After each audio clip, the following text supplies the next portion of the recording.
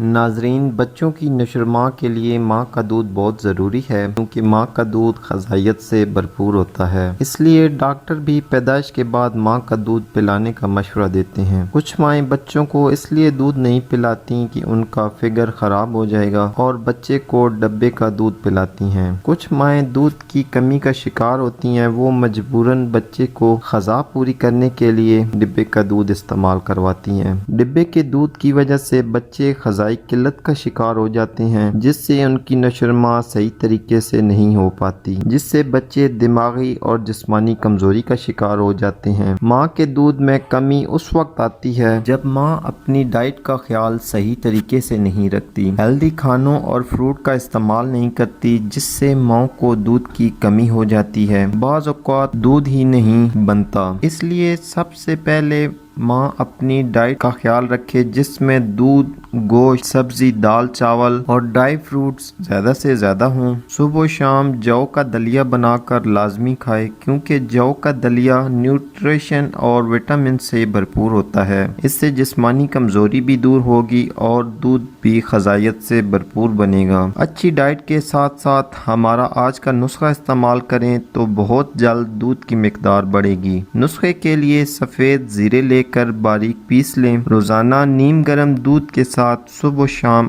آدھی چمچ پسا ہوا سفید زیرہ استعمال کریں۔ سفید زیرے کے استعمال سے دودھ کی مقدار بڑھے گی اور بچہ صحیح طریقے سے دودھ ہضم کر پائے گا۔ آج کے لیے اتنا ہی ناظرین، امید کرتا ہوں آج کی ویڈیو آپ کے لیے مفید ثابت ہوگی۔ اسی کے ساتھ اجازت چاہتا ہوں۔ اللہ حافظ۔